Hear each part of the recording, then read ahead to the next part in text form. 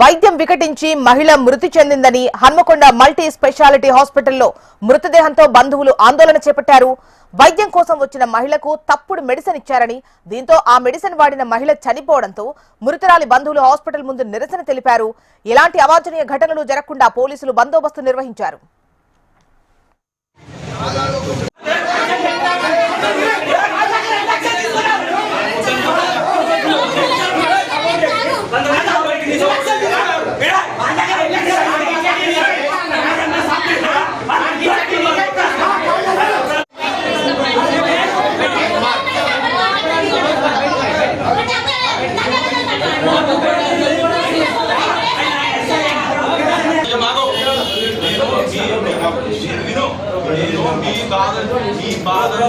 మీ బాధతో పిలిపించిన ఇక్కడికి మీకే నేను సపోర్ట్ గా మాట్లాడుతున్నా.